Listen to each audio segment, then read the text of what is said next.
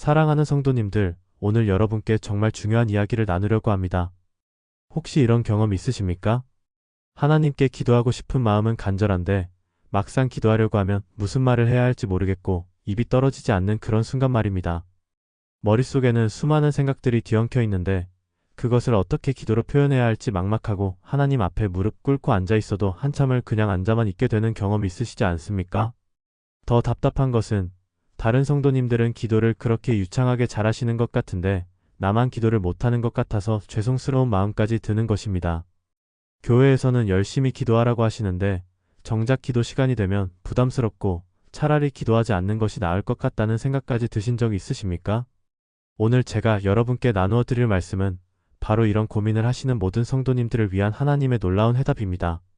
지금부터 제가 나누어 드릴 4가지 성경 말씀만 붙들고 계시면 여러분의 기도 생활이 완전히 달라질 것입니다. 복잡한 기도를 드릴 필요도 없고 긴 시간 무릎 꿇고 있을 필요도 없습니다.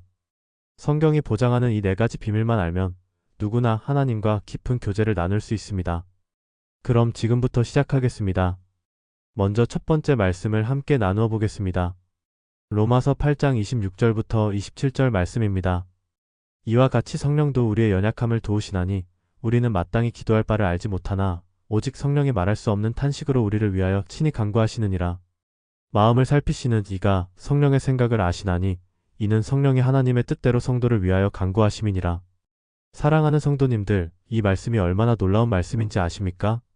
우리가 기도할 말을 찾지 못해서 답답해하고 있을 바로 그 순간에 성령님께서는 우리를 위해 친히 기도하고 계신다는 것입니다. 성경은 분명히 말씀하고 있습니다. 우리는 마땅히 기도할 바를 알지 못한다고 했습니다. 이것은 우리의 부족함이나 신앙의 미숙함 때문이 아닙니다. 이것은 인간의 근본적인 한계입니다. 우리는 하나님의 깊고 오묘하신 뜻을 다 헤아릴 수 없고 무엇이 정말로 우리에게 유익한지를 완전히 판단할 수 없으며 어떤 기도가 하나님의 마음에 합당한지를 온전히 알 수 없는 존재입니다. 그런데 놀라운 것은 하나님께서 이런 우리의 연약함을 너무나 잘 아신다는 것입니다. 그래서 하나님께서는 성령님을 우리에게 보내주셨습니다. 성령님께서는 우리가 기도하지 못할 때 대신 기도해 주시고 우리가 말로 표현할 수 없는 깊고 깊은 마음의 소원까지도 하나님 앞에 올려드려 주십니다. 말할 수 없는 탄식으로 간구하신다고 했습니다. 이것은 성령님께서 우리의 가장 깊은 곳에 있는 마음까지도 완전히 아시고 그것을 정확하게 하나님께 전해주신다는 뜻입니다. 여러분이 눈물만 흘리고 있을 때도 성령님은 그 눈물의 의미를 정확히 아시고 그것을 완전한 기도로 바꾸어 주십니다. 여러분이 한숨만 쉬고 있을 때도 성령님은 그 한숨 속에 담긴 간절함을 읽으시고 하나님께 올려드려 주십니다. 여러분이 아무 말도 하지 않고 그저 조용히 앉아 있을 때도 성령님은 여러분의 침묵하는 마음을 읽으시고 그것을 완전한 기도로 만들어 주십니다. 제가 아는 한 권사님의 이야기를 들려드리겠습니다. 이분은 70평생을 교회에서 충성하신 분인데 어느 날부터인가 기도가 막히기 시작했다고 합니다. 나이가 들면서 기억력도 떨어지고 집중력도 예전 같지 않아서 기도하려고 하면 무슨 말을 해야 할지 생각이 나지 않는다는 것입니다. 젊었을 때는 1시간, 2시간도 기도했는데 이제는 5분도 채우기가 힘들어졌다고 하셨습니다. 그래서 기도 시간이 되면 오히려 마음이 무겁고 하나님께 죄송한 마음만 가득했다고 합니다. 그러던 어느 날 이 로마서 말씀을 묵상하게 되었습니다. 처음에는 이 말씀의 깊은 의미를 잘 이해하지 못했습니다. 하지만 며칠 동안 이 말씀을 반복해서 읽으면서 갑자기 큰 깨달음이 왔다고 합니다.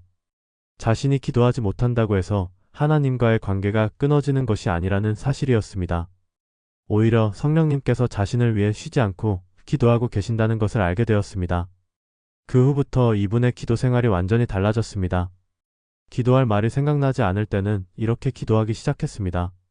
성령님, 제가 무엇을 기도해야 할지 모르겠습니다. 지금 성령님께서 저를 위해 기도해주고 계신다는 말씀을 믿습니다. 성령님의 기도에 제 마음을 완전히 맡겨드립니다. 이렇게 간단한 기도를 드리고 나면 마음이 놀랍도록 평안해졌고 억지로 무언가를 기도하려고 애쓰지 않아도 되었습니다. 때로는 그냥 조용히 하나님 앞에 앉아있기만 해도 충분했습니다. 성령님께서 자신을 위해 기도하고 계신다는 확신이 있었기 때문입니다. 그 후로 이 권사님은 주변 성도님들에게 이 은혜를 나누기 시작했고 많은 분들이 기도의 자유를 얻게 되었다고 합니다. 또 다른 성도님의 경험도 들어보겠습니다. 이분은 중병으로 병원에 입원해 계셨는데 너무 아프고 힘들어서 기도할 기력조차 없었다고 합니다. 기도하고 싶은 마음은 간절했지만 몸이 너무 아파서 무릎을 꿇고 앉아있는 것도 불가능했고 말로 기도하는 것도 너무 버거웠습니다. 그때 이로마서 말씀이 생각났다고 합니다. 성령님이 말할 수 없는 탄식으로 우리를 위하여 친히 간구하신다는 말씀이었습니다.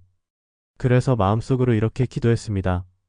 성령님, 제가 지금 너무 아파서 기도할 수가 없습니다. 대신 기도해 주세요.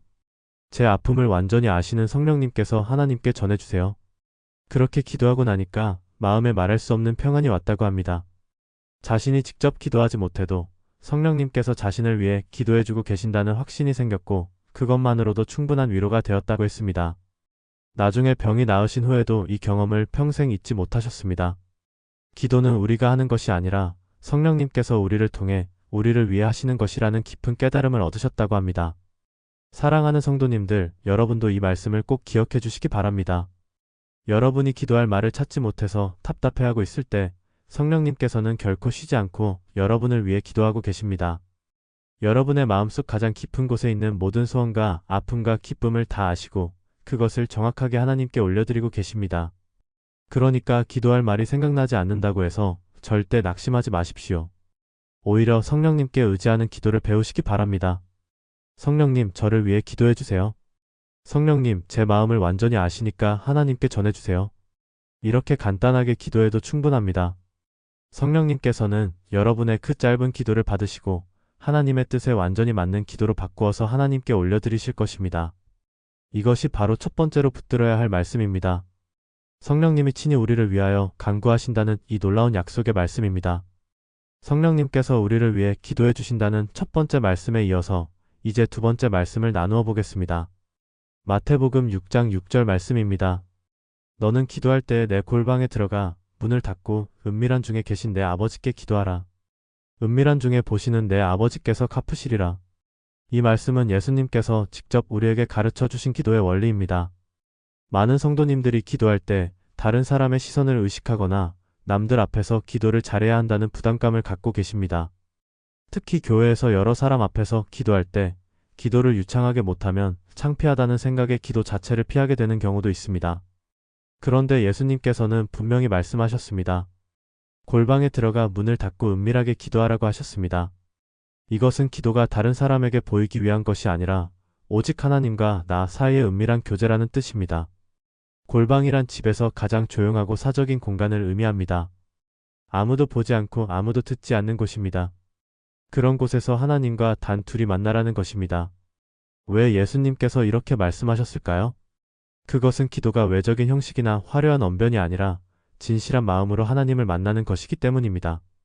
골방에서는 누구도 여러분의 기도를 평가하지 않습니다. 기도를 잘하는지 못하는지, 기도가 길고 짧은지, 기도 내용이 훌륭한지 아닌지 아무도 판단하지 않습니다. 오직 하나님만이 여러분의 기도를 들으십니다. 그리고 하나님께서는 여러분의 기도 실력을 보시는 것이 아니라 여러분의 진실한 마음을 보십니다. 제가 아는 한 집사님의 이야기를 들려드리겠습니다. 이분은 교회에서 직분을 맡고 계셨는데 기도 모임에 나가는 것이 항상 부담스러웠다고 합니다. 다른 분들은 기도를 그렇게 은혜롭게 잘하시는데 자신은 기도할 때마다 말이 꼬이고 무슨 말을 해야 할지 몰라서 당황하게 된다는 것입니다.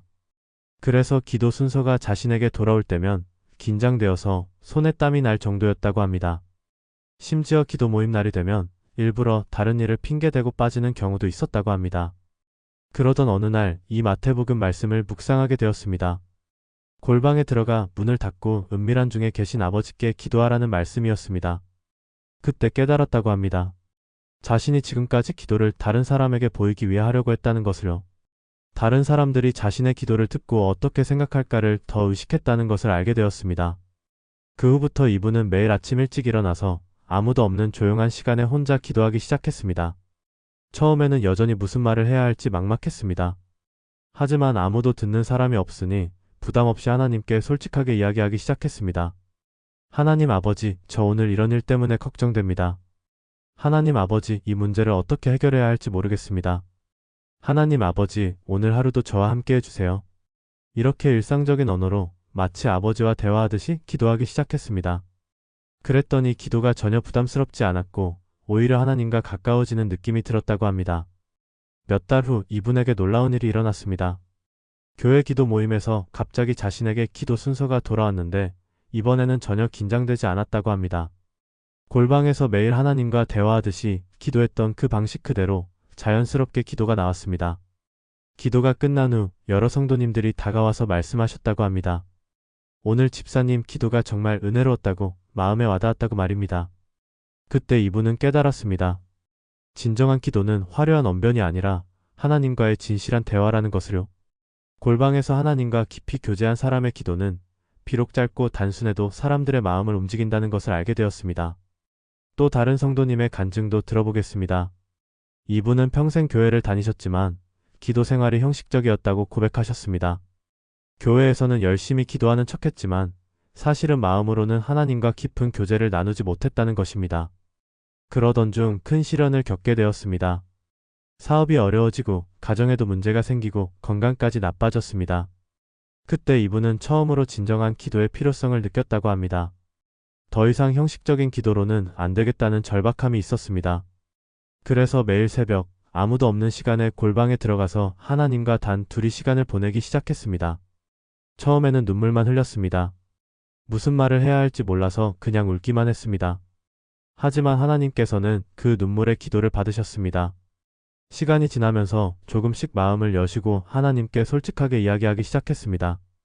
하나님, 저 지금 너무 힘듭니다. 하나님, 어떻게 해야 할지 모르겠습니다. 하나님 도와주세요. 이렇게 간단하고 솔직한 기도를 드렸습니다. 그런데 놀라운 일이 일어났습니다. 기도할 때마다 마음에 평안이 왔고 문제를 바라보는 시각이 달라지기 시작했습니다. 그리고 하나씩 문제가 풀리기 시작했습니다. 사업도 조금씩 회복되고 가정에도 평화가 찾아왔으며 건강도 나아지기 시작했습니다. 나중에 이분이 고백하시기를 골방에서 하나님과 진실하게 만난 그 시간들이 인생의 가장 큰 전환점이었다고 하셨습니다. 사랑하는 성도님들, 여러분도 골방 기도를 시작해 보시기 바랍니다. 아무도 없는 조용한 곳에서 하나님과 단 둘이 시간을 보내시기 바랍니다. 거기서는 기도를 잘할 필요가 없습니다. 화려한 언변도 필요 없고 긴 기도도 필요 없습니다. 그냥 진실한 마음으로 하나님께 여러분의 이야기를 들려드리시면 됩니다. 기쁜 일도, 슬픈 일도, 걱정되는 일도, 감사한 일도 모든 것을 하나님께 솔직하게 말씀드리시기 바랍니다. 하나님께서는 여러분의 그 진실한 마음을 기뻐하실 것입니다.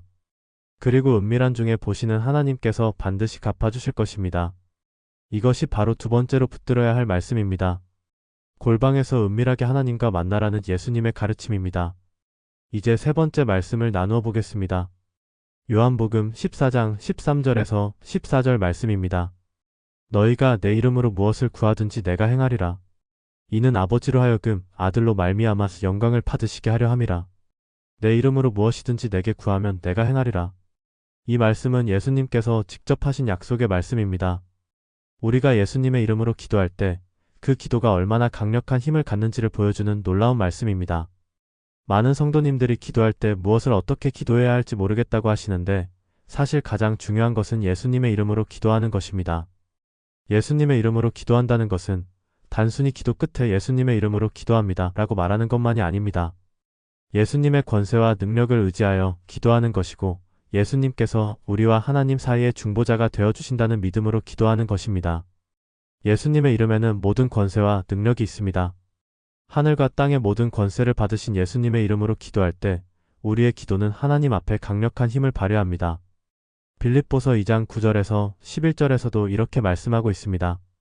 이러므로 하나님이 그를 지극히 높여 모든 이름 위에 뛰어난 이름을 주사 하늘에 있는 자들과 땅에 있는 자들과 땅 아래에 있는 자들로 모든 무릎을 예수의 이름에 꿇게 하시고 모든 입으로 예수 그리스도를 주라 시인하여 하나님 아버지께 영광을 돌리게 하셨느니라. 모든 이름 위에 뛰어난 이름이 바로 예수님의 이름입니다. 하늘과 땅의 모든 것이 예수님의 이름 앞에 무릎을 꿇는다고 했습니다. 그러니까 우리가 예수님의 이름으로 기도할 때 그 기도가 얼마나 강력한 능력을 갖는지 아시겠습니까? 어떤 문제든지, 어떤 어려움이든지, 어떤 상황이든지 예수님의 이름 앞에서는 굴복할 수밖에 없습니다. 그런데 여기서 중요한 것은 내 이름으로 무엇을 구하든지라고 하신 예수님의 말씀입니다. 무엇을 구하든지라는 것은 우리가 기도할 내용을 정확히 몰라도 괜찮다는 뜻입니다. 복잡하고 어려운 기도를 드릴 필요가 없습니다. 단순하고 솔직한 마음으로 예수님의 이름으로 구하기만 하면 됩니다. 제가 아는 한 성도님의 간증을 들려드리겠습니다. 이분은 자녀 문제로 오랫동안 고민하고 계셨습니다. 큰아들이 대학 입시를 앞두고 있었는데 공부에는 관심이 없고 친구들과 어울려 다니기만 해서 부모님 마음을 애태우고 있었습니다. 기도하고 싶었지만 무엇을 어떻게 기도해야 할지 막막했습니다. 아이를 위해 기도하려니 너무 복잡하고 구체적으로 무엇을 구해야 할지 알 수 없었습니다. 성적을 올려달라고 기도해야 하나, 아이의 마음을 변화시켜 달라고 기도해야 하나, 좋은 대학에 보내달라고 기도해야 하나, 정말 혼란스러웠습니다. 그때 이 요한복음 말씀을 기억하게 되었습니다. 예수님께서 내 이름으로 무엇을 구하든지 내가 행하리라고 하셨다는 것을 깨달았습니다. 그래서 기도하는 방식을 완전히 바꾸었습니다. 예수님의 이름으로 우리 아들을 구합니다. 예수님의 이름으로 우리 아들의 미래를 구합니다. 예수님의 이름으로 우리 아들에게 필요한 모든 것을 구합니다. 이렇게 간단하게 기도하기 시작했습니다. 구체적으로 무엇을 어떻게 해달라고 하지 않았습니다. 그냥 예수님의 이름으로 아들을 위한 하나님의 최선을 구했습니다. 놀랍게도 몇 주 후부터 아이에게 변화가 일어나기 시작했습니다. 갑자기 공부에 관심을 보이기 시작했고 친구 관계도 조금씩 정리하기 시작했습니다. 무엇보다 아이의 눈빛이 달라졌습니다. 방황하던 눈빛에서 목표를 향해 나아가는 눈빛으로 변했습니다. 결국 그 아이는 원하던 대학에 합격했고 지금은 훌륭한 청년으로 성장했습니다. 나중에 그 어머니가 고백하시기를 예수님의 이름으로 간단하게 구하기 시작했을 때부터 모든 것이 달라지기 시작했다고 하셨습니다. 또 다른 성도님의 경험도 나누어 보겠습니다. 이분은 직장에서 큰 어려움을 겪고 계셨습니다. 상사와의 관계도 좋지 않았고 업무도 잘 풀리지 않아서 매일 출근하는 것 자체가 고통이었습니다. 심지어 직장을 그만두어야 하나 하는 생각까지 하게 되었습니다. 기도하고 싶었지만 상황이 너무 복잡해서 무엇을 어떻게 기도해야 할지 막막했습니다. 상사와의 관계를 위해 기도해야 하나, 업무가 잘 풀리게 해달라고 기도해야 하나, 아니면 새로운 직장을 구하게 해달라고 기도해야 하나, 정말 혼란스러웠습니다. 그때 요한복음 말씀을 기억하고 이렇게 기도하기 시작했습니다. 예수님, 제가 지금 직장에서 너무 힘듭니다. 무엇을 어떻게 기도해야 할지 모르겠지만 예수님의 이름으로 도움을 구합니다. 예수님의 이름으로 이 상황을 완전히 맡겨드립니다. 이렇게 매일 간단하게 기도했습니다. 그런데 놀라운 변화가 일어나기 시작했습니다. 먼저 자신의 마음이 평안해졌습니다. 예수님께 맡겼다는 확신이 있으니 더 이상 혼자 짊어지고 가려는 부담이 없어졌습니다. 그리고 상사와의 관계에서도 조금씩 개선이 되기 시작했습니다. 자신의 태도가 변하니까 상사의 태도도 달라지기 시작한 것입니다. 업무도 예전보다 훨씬 순조롭게 풀리게 되었습니다. 몇 달 후 이분은 직장에서 좋은 평가를 받게 되었고 승진까지 하게 되었습니다. 나중에 돌아보니 예수님의 이름으로 기도했을 때부터 모든 것이 달라지기 시작했다는 것을 깨달았다고 합니다. 사랑하는 성도님들, 여러분도 기도할 때 이 방법을 사용해 보시기 바랍니다. 복잡하게 생각하지 마시고 예수님의 이름으로 간단하게 구하십시오. 예수님의 이름으로 건강을 구합니다. 예수님의 이름으로 평안을 구합니다. 예수님의 이름으로 지혜를 구합니다. 예수님의 이름으로 가족의 구원을 구합니다. 예수님의 이름으로 경제적 필요를 구합니다. 예수님의 이름으로 관계의 회복을 구합니다. 이렇게 하나씩 간단하게 기도하시면 됩니다. 중요한 것은 예수님의 이름에 대한 확실한 믿음입니다. 예수님의 이름에는 정말로 모든 권세와 능력이 있다는 것을 믿으시기 바랍니다. 예수님의 이름으로 기도할 때 하나님께서 그 기도를 들으시고 반드시 응답해 주신다는 것을 믿으시기 바랍니다. 사도행전 4장 12절에서도 이렇게 말씀하고 있습니다. 다른 이로서는 구원을 받을 수 없나니 천하 사람 중에 구원을 받을 만한 다른 이름을 우리에게 주신 일이 없음이라. 예수님의 이름은 구원의 이름이고 능력의 이름이며 승리의 이름입니다. 그 이름으로 기도할 때 불가능이 가능으로 바뀌고 절망이 희망으로 바뀌며 어둠이 빛으로 바뀝니다. 그러니까 기도할 말을 찾지 못하겠을 때는 예수님의 이름으로 간단하게 구하시기 바랍니다. 예수님께서 친히 약속하셨습니다. 내 이름으로 무엇이든지 내게 구하면 내가 행하리라고 하셨습니다. 이 약속을 굳게 믿고 의지하시기 바랍니다. 이것이 바로 세 번째로 붙들어야 할 말씀입니다. 예수님의 이름으로 구하는 기도의 놀라운 능력에 대한 약속의 말씀입니다. 마지막으로 네 번째 말씀을 나누어 보겠습니다. 마태복음 7장 7절에서 8절 말씀입니다. 구하라 그리하면 너희에게 주실 것이요. 찾으라 그리하면 찾아낼 것이요. 문을 두드리라 그리하면 너희에게 열릴 것이니 구하는 이마다 받을 것이요. 찾는 이는 찾아낼 것이요. 두드리는 이에게는 열릴 것이니라. 이 말씀은 예수님께서 직접 우리에게 주신 기도의 방법입니다. 구하라 찾으라 두드리라. 이 세 가지 동작은 모두 기도를 의미합니다. 그런데 여기서 놀라운 것은 이 세 가지가 점점 더 적극적이고 간절한 기도의 모습을 보여준다는 것입니다. 구하는 것은 가장 기본적인 기도입니다. 하나님께 무언가를 요청하는 것입니다. 찾는 것은 더 적극적인 기도입니다. 간절히 찾아 헤매는 것처럼 더욱 절실한 마음으로 기도하는 것입니다. 두드리는 것은 가장 간절한 기도입니다. 문을 계속해서 두드리는 것처럼 포기하지 않고 끝까지 기도하는 것입니다. 그런데 여기서 가장 중요한 것은 이 세 가지 기도 모두에 대해 하나님께서 확실한 약속을 주셨다는 것입니다. 구하는 이마다 받을 것이고 찾는 이는 찾아낼 것이며 두드리는 이에게는 열릴 것이라고 하셨습니다. 이것은 조건부 약속이 아닙니다. 절대적인 약속입니다. 구하기만 하면 받을 것이고 찾기만 하면 찾아낼 것이며 두드리기만 하면 열릴 것이라는 확실한 약속입니다. 그러니까 기도할 말을 찾지 못하겠을 때는 이 세 가지 방법을 사용하시면 됩니다. 먼저 구하는 기도입니다. 하나님 구합니다. 하나님 도와주세요. 하나님 응답해주세요. 이렇게 간단하게 구하시면 됩니다. 복잡할 필요가 전혀 없습니다. 구체적인 내용을 다 말하지 못해도 괜찮습니다. 하나님께서는 우리의 마음을 정확히 아시기 때문입니다. 그냥 구합니다 라고 하셔도 하나님께서는 우리가 무엇을 구하는지 완전히 아십니다. 제가 아는 한 성도님의 경험을 들려드리겠습니다. 이분은 경제적으로 매우 어려운 상황에 처해 계셨습니다. 사업이 어려워져서 빚이 많이 생겼고 당장 다음 달 생활비도 걱정되는 상황이었습니다. 기도하고 싶었지만 상황이 너무 복잡해서 무엇을 어떻게 기도해야 할지 막막했습니다. 빚을 갚게 해달라고 기도해야 하나, 사업이 잘 되게 해달라고 기도해야 하나, 당장 생활비를 채워달라고 기도해야 하나, 너무 많은 것들이 얽혀 있었습니다. 그때 이 마태복음 말씀을 기억하고 이렇게 기도하기 시작했습니다. 하나님 구합니다. 그냥 이 한마디였습니다. 처음에는 이런 기도가 과연 기도가 되는지 의심스러웠다고 합니다. 하지만 며칠 동안 계속 하나님 구합니다 라고 기도하면서 마음이 평안해지기 시작했습니다. 그리고 놀랍게도 일주일 후에 예상치 못한 곳에서 도움이 왔습니다. 오래전에 빌려줬던 돈을 갚겠다며 한 친구가 찾아왔고 그 돈으로 당장의 어려움을 해결할 수 있게 되었습니다.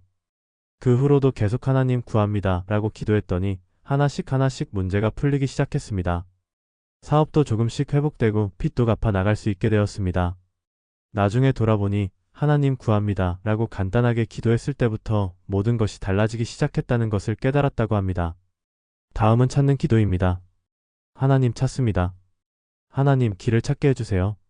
하나님 답을 찾게 해주세요. 이렇게 기도하시면 됩니다.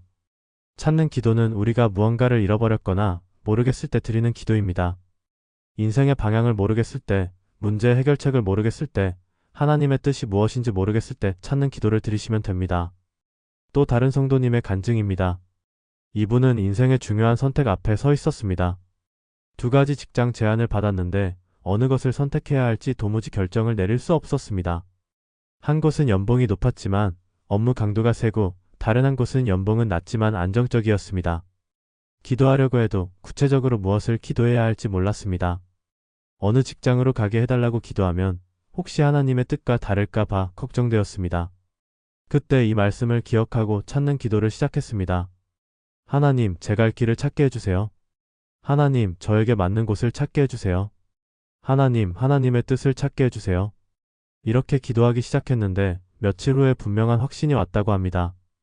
기도하는 중에 마음에 평안이 오는 쪽이 있었고 그곳이 자신이 가야 할 곳이라는 것을 알게 되었습니다. 결국 그 직장을 선택했는데 가서 보니 정말로 자신에게 딱 맞는 곳이었습니다. 동료들도 좋고 업무도 적성에 맞았으며 무엇보다 그곳에서 신앙생활을 더욱 깊이 할 수 있게 되었습니다. 나중에 그분이 고백하시기를 하나님께서 정말로 찾게 해주셨다고 이 말씀의 약속이 참되다고 하셨습니다. 마지막으로 두드리는 기도입니다. 하나님 문을 열어주세요. 하나님 길을 열어주세요. 하나님 막힌 것을 뚫어주세요. 이렇게 기도하시면 됩니다. 두드리는 기도는 가장 간절한 기도입니다. 포기하지 않고 끝까지 기도하는 것입니다. 문이 열릴 때까지 계속 두드리는 것처럼 하나님께서 응답해 주실 때까지 계속 기도하는 것입니다. 한 권사님의 감동적인 간증을 들려드리겠습니다. 이분은 남편의 구원을 위해 30년을 기도하셨습니다. 남편은 교회에 대해 매우 부정적이었고 절대로 교회에 나가지 않겠다고 완강하게 거부했습니다. 하지만 이 권사님은 포기하지 않았습니다. 매일 새벽 하나님 우리 남편 구원의 문을 열어주세요 라고 기도했습니다. 때로는 지치고 포기하고 싶을 때도 있었습니다. 30년이나 기도했는데 아무 변화가 없으니 정말 하나님께서 들으시는 것이 맞는지 의심이 들 때도 있었습니다. 하지만 이 말씀을 붙들고 계속 두드렸습니다. 구하는 이마다 받을 것이요 찾는 이는 찾아낼 것이요 두드리는 이에게는 열릴 것이라는 예수님의 약속을 믿고 계속 두드렸습니다. 그러던 어느 날 남편이 갑자기 큰 병에 걸리게 되었습니다. 병원에서는 수술을 해야 한다고 했고 수술도 성공을 장담할 수 없는 상황이었습니다. 그때 남편이 처음으로 이렇게 말했다고 합니다. 당신이 믿는 하나님께 한번 기도해 보시오. 그 말을 듣는 순간 이 권사님은 30년 동안의 기도가 헛되지 않았다는 것을 알았습니다. 수술은 성공적으로 끝났고 회복 기간 동안 남편은 성경을 읽기 시작했습니다. 그리고 퇴원 후 처음으로 교회에 나갔고 얼마 후 세례를 받았습니다. 지금은 남편도 열심히 신앙생활을 하고 계시며 부부가 함께 하나님을 섬기고 계십니다. 이 권사님이 말씀하시기를 30년이 길다고 생각할 수도 있지만 영혼 구원을 위해서라면 평생이라도 기도할 가치가 있다고 하셨습니다. 그리고 두드리는 자에게는 반드시 열린다는 예수님의 약속이 참되다는 것을 경험했다고 하셨습니다. 사랑하는 성도님들, 여러분도 이 세 가지 기도 방법을 꼭 기억해 주시기 바랍니다. 구하라, 찾으라, 두드리라. 기도할 말이 생각나지 않을 때는 이 세 가지 중 하나만 해도 충분합니다. 하나님 구합니다. 하나님 찾게 해주세요. 하나님 열어주세요. 이렇게 간단하게 기도해도 하나님께서는 반드시 응답해 주십니다. 예수님께서 친히 약속하셨기 때문입니다. 구하는 이마다 받을 것이고 찾는 이는 찾아낼 것이며 두드리는 이에게는 열릴 것이라고 하셨습니다. 이 약속을 굳게 믿고 의지하시기 바랍니다. 복잡하게 생각하지 마시고 간단하게 구하고 찾고 두드리시기 바랍니다.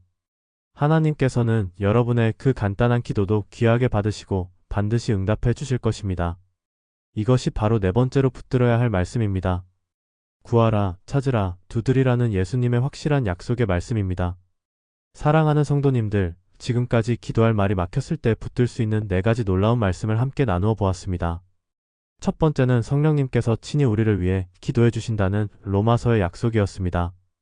두 번째는 골방에서 은밀하게 하나님과 만나라는 마태복음의 가르침이었습니다. 세 번째는 예수님의 이름으로 구하는 기도의 능력에 대한 요한복음의 말씀이었습니다. 네 번째는 구하라, 찾으라, 두드리라는 예수님의 확실한 약속이었습니다. 이 네 가지 말씀만 기억하고 계셔도 여러분의 기도 생활은 완전히 달라질 것입니다. 더 이상 기도할 말을 찾지 못해서 답답해하지 않으셔도 됩니다. 복잡하고 어려운 기도를 드려야 한다는 부담감도 완전히 내려놓으셔도 됩니다. 하나님께서는 우리의 완벽한 기도를 원하시는 것이 아니라 진실한 마음을 원하시기 때문입니다. 이제 이 네 가지 말씀을 실제로 어떻게 매일 기도 생활에 적용할 수 있는지 구체적인 방법을 나누어 드리겠습니다. 먼저 아침에 일어나서 하는 기도부터 시작해 보겠습니다. 눈을 뜨자마자 복잡하게 생각하지 마시고 이렇게 기도해 보십시오. 성령님, 오늘 하루도 저를 위해 기도해 주세요. 하나님, 오늘도 골방에서 아버지와 만나게 하세요. 예수님의 이름으로 오늘 하루를 구합니다. 하나님, 오늘 필요한 모든 것을 구합니다. 이렇게 간단한 네 문장만 기도해도 충분합니다. 성령님의 도우심을 구하고 하나님과의 은밀한 교제를 원하며 예수님의 이름의 능력을 의지하고 하나님께 간단히 구하는 기도입니다. 이 기도를 드리고 나면 하루를 시작하는 마음이 완전히 달라질 것입니다. 또한 하루 중간중간 어려운 일이 생겼을 때도 이 네 가지 말씀을 활용할 수 있습니다. 직장에서 스트레스를 받을 때, 가족과 갈등이 생겼을 때, 건강에 문제가 생겼을 때, 경제적으로 어려운 상황에 처했을 때 말입니다. 그럴 때는 잠깐 마음을 정리하고 이렇게 기도해 보십시오. 성령님, 지금 제가 무엇을 기도해야 할지 모르겠습니다. 대신 기도해 주세요. 하나님, 지금 이 순간 아버지와 단둘이 있습니다. 예수님의 이름으로 이 문제 해결을 구합니다. 하나님, 이 상황에서 길을 찾게 해주세요. 이렇게 기도하면 마음이 평안해지고 상황을 다르게 보게 될 것입니다. 실제로 한 성도님의 경험을 들어보겠습니다. 이분은 중소기업을 운영하고 계셨는데 어느 날 갑자기 큰 거래처에서 계약을 취소한다는 통보를 받았습니다. 그 거래처가 매출의 절반 이상을 차지하고 있었기 때문에 회사가 위기에 처하게 되었습니다.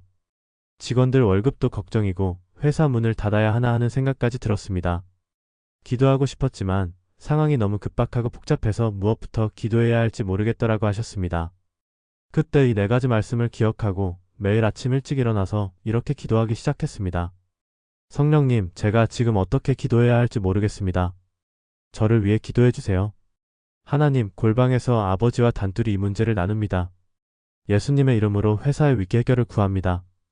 하나님, 이 어려운 상황에서 길을 찾게 해주세요. 하나님, 새로운 기회의 문을 열어주세요. 그리고 하루 종일 문제가 생길 때마다 이 기도를 반복했다고 합니다.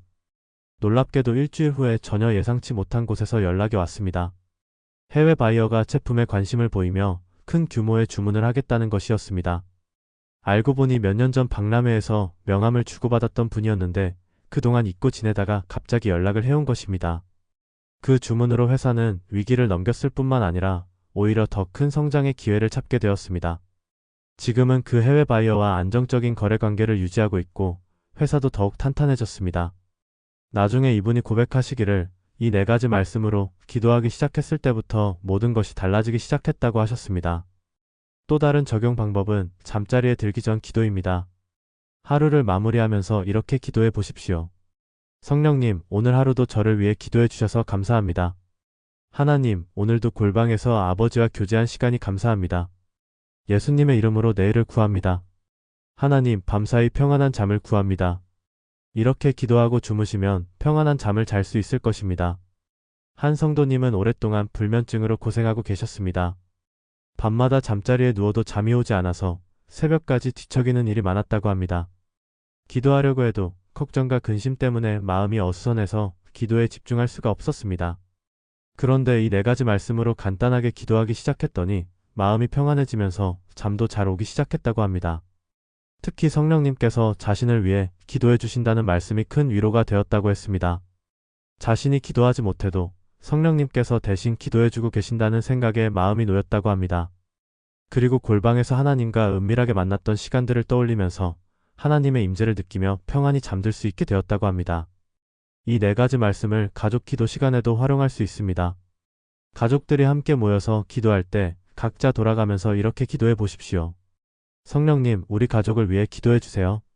하나님, 우리 가족이 매일 아버지와 교제하게 하세요. 예수님의 이름으로 우리 가족의 건강을 구합니다. 하나님, 우리 가족에게 필요한 모든 것을 구합니다. 이렇게 간단하게 기도하면 아이들도 쉽게 따라할 수 있고 가족 기도 시간이 부담스럽지 않게 됩니다. 한 가정에서는 저녁 식사 후에 온 가족이 모여서 이런 식으로 기도하고 있다고 합니다. 처음에는 아이들이 기도하는 것을 어려워했는데 이 방법을 사용하니까 아이들도 자연스럽게 기도에 참여하게 되었다고 했습니다. 초등학교 다니는 막내도 성령님, 우리 가족 도와주세요. 예수님의 이름으로 학교 친구들 구합니다. 라고 기도한다고 합니다. 그리고 가족들 사이에 기도 제목을 나누는 것도 훨씬 편해졌다고 합니다. 복잡한 설명 없이도 성령님께 맡기고 골방에서 하나님과 나누고 예수님의 이름으로 구하고 하나님께 간단히 구하면 된다는 것을 알았기 때문입니다. 또한 이 네 가지 말씀은 다른 사람을 위해 기도할 때도 매우 유용합니다. 가족을 위해, 친구를 위해, 교회를 위해, 나라를 위해 기도할 때도 복잡하게 생각하지 마시고 이렇게 기도하시면 됩니다. 성령님, 누구누구를 위해 기도해 주세요. 하나님, 누구누구가 골방에서 아버지를 만나게 하세요. 예수님의 이름으로 누구누구의 구원을 구합니다. 하나님, 누구누구에게 필요한 것을 찾게 해주세요. 이렇게 기도하면 다른 사람을 위한 기도도 부담 없이 할 수 있습니다. 한 성도님은 전도가 어려워서 고민이 많았다고 합니다. 복음을 전하고 싶었지만 어떻게 해야 할지 모르겠고 거절당할까 봐 두렵기도 했습니다. 그런데 이 네 가지 말씀으로 전도 대상자들을 위해 기도하기 시작했습니다. 성령님, 우리 이웃을 위해 기도해 주세요. 하나님, 우리 이웃이 골방에서 아버지를 만나게 하세요.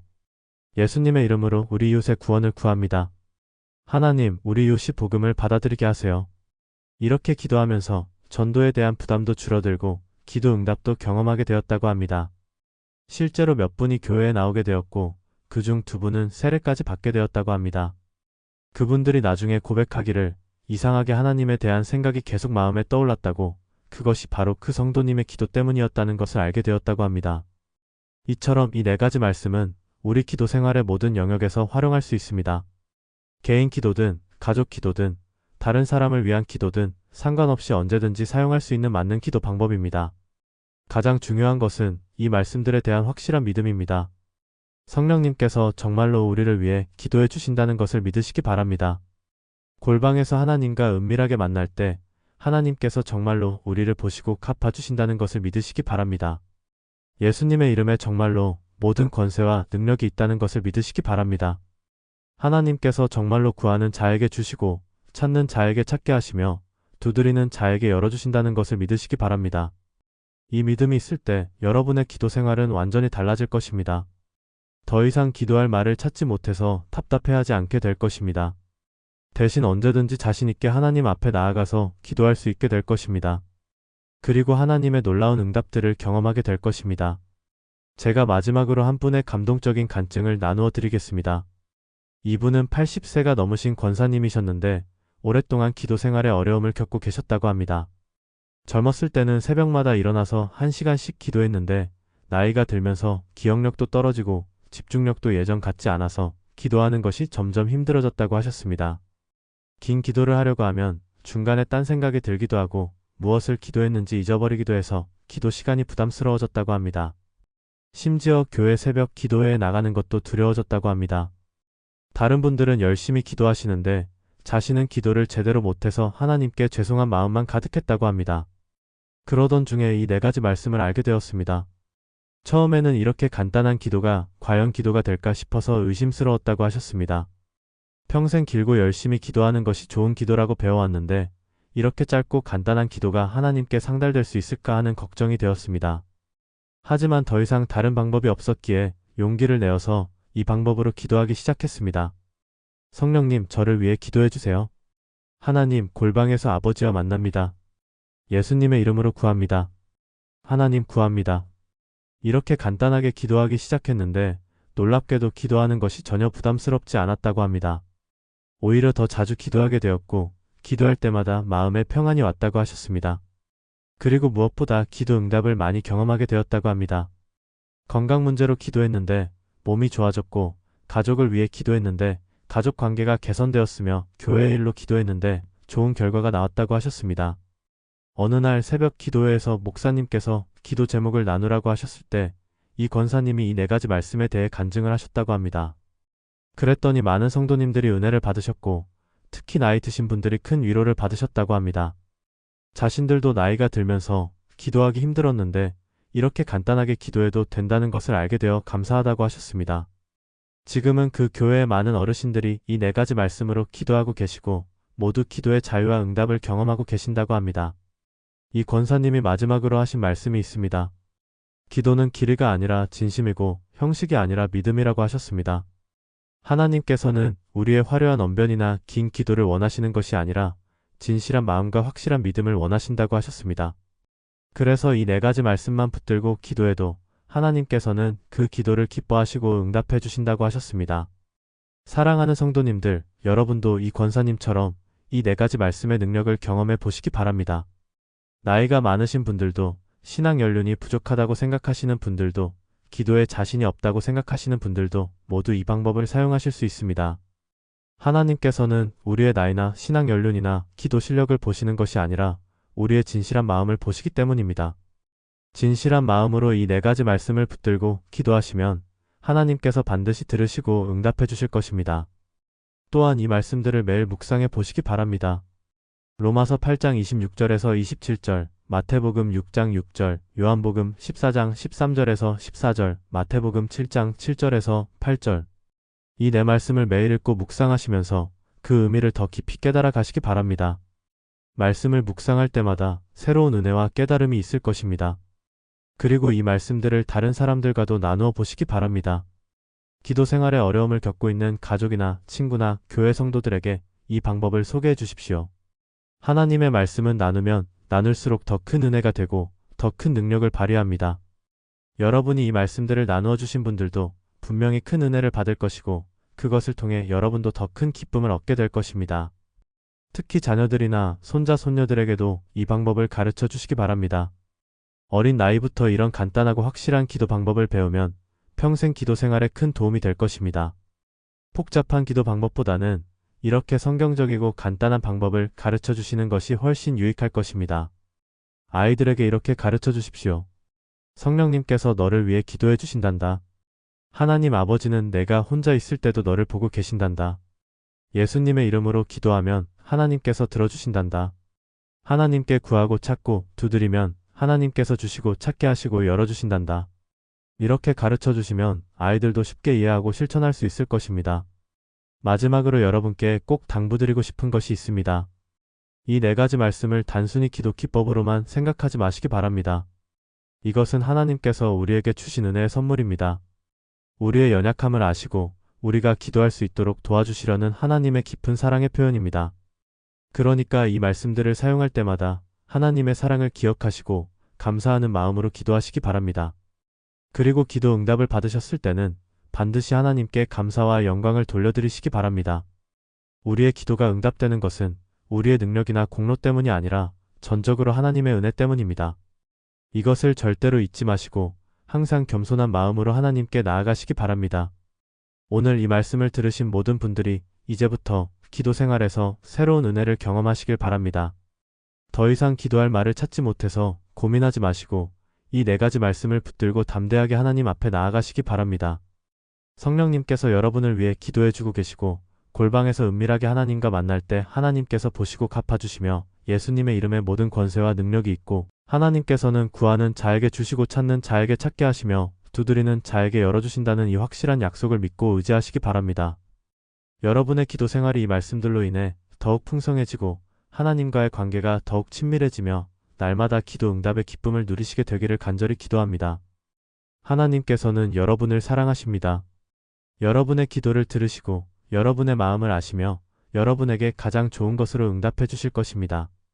이 확신을 가지고 오늘부터 이 네 가지 말씀으로 기도를 시작해 보시기 바랍니다. 아침에 눈을 뜨면 성령님 오늘도 저를 위해 기도해 주세요. 골방에 들어가면 하나님 아버지와 단둘이 있습니다. 문제가 생기면 예수님의 이름으로 구합니다. 간절한 마음이 들면 하나님 구합니다. 찾게 해주세요. 열어주세요. 이렇게 간단하게 기도하시면 하나님께서 여러분의 기도를 기뻐하시고 반드시 응답해 주실 것입니다. 사랑하는 성도님들, 기도는 어려운 것이 아닙니다. 기도는 하나님과의 대화이고 하나님과의 교제이며 하나님과의 사랑의 표현입니다.